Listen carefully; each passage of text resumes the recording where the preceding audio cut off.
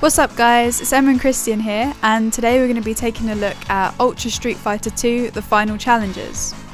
So Capcom have done what they do best, and that is release another version of Street Fighter 2. This time Street Fighter 2 makes its way to the Nintendo Switch along with some new features and, most importantly, a new price tag, which is £35 here in the UK or $40 if you're in the US. Oh, and as I mentioned before, the game has a new name, Ultra Street Fighter 2 The Final Challenges. Let's talk about some of the new additions to Ultra Street Fighter 2. The biggest change to the game compared to HD Remix would have to be the option to change the game's style. HD Remix allowed players to change the sprites of the characters to the classic sprites, but the backgrounds are made the same. A lot of people like the HD Remix style of the redrawn sprites, but personally we hated it, so the option to change this is much welcomed. For this reason alone, you'll notice that every clip we use of Ultra Street Fighter 2 is of the classic style, the way the game should be. Joining the roster we have Evil Ryu and Violent Ken. Longtime Street Fighter fans will recognise both of these characters from other Street Fighter related games.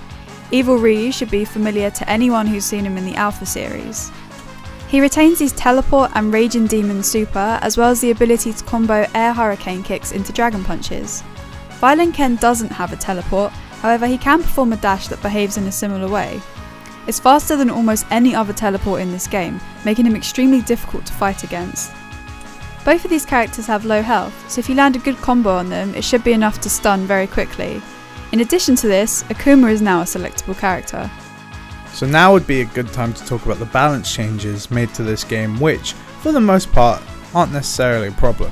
Capcom have reverted the changes made in HD Remix, so Ryu's fake Hadouken is gone, Zangief's 180 SPD motion is gone for example, and have stuck to the gameplay from Super Turbo. They've also added tech throws to the game, which we are sure many returning players will appreciate. Our main concern with the balancing comes from the new characters and Akuma. Akuma isn't balanced for this game, and it appears Capcom have made no attempt to deal with his power. Good luck to those of you who play online, because you will be seeing a lot of him. As for Evil Ryu and Violent Ken, they also seem extremely powerful, and yet they can be picked for online play. We have no idea what Capcom were thinking with this decision. Hopefully they change it in a patch, though it's very likely they won't do anything. We've also got some new modes to mess around with. Way of the Hado, Gallery Mode, Colour Edit and Dynamic Battle. Way of the Hado is just like Tekken 7's VR mode in that it's gutter trash. Most of the time the motion controls don't accurately register your movements, and the mode in general just isn't that much fun. Gallery Mode lets you look at some pictures and listen to the soundtrack. It's okay, but you won't spend more than a few minutes looking at some of the art.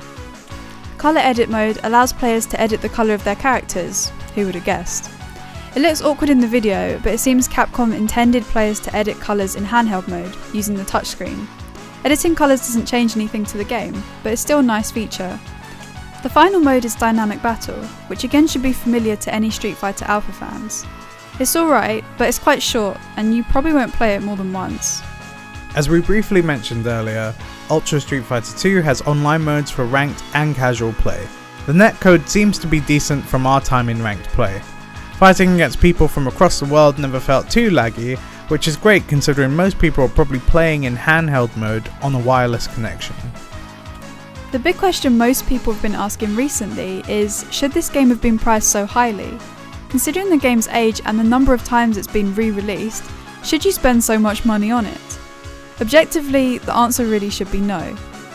HD Remix launched back in 2009, and yes, it didn't have anywhere near as many features, but it was priced fairly at £12 or $15 if you're in the US.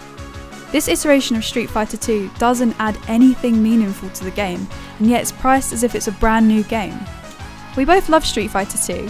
In our opinion, it's up there as potentially one of the greatest games of all time, but to justify this much money on the game is just crazy. That said, we've still played it a lot since we bought it and are both happy with our purchase. Obviously, this comes down to whether you want to play Street Fighter 2 on the go, but for most people, you'll probably want to wait. Maybe consider picking up Street Fighter 2 when it drops to half price. Thanks so much for watching our video, we really hope you enjoyed it. We'd also be really interested to hear whether you ended up purchasing Ultra Street Fighter 2 on the Nintendo Switch. Do you think it's worth £35? Let us know in the comments. As always, please remember to like, share and subscribe. This really helped us, especially recently when we did our Tekken 7 videos. We really appreciate your support and we'd like to continue doing this, so if you subscribe, it means that we actually get more games that we can review and then make more content for you. So thank you very much and see you in the next video.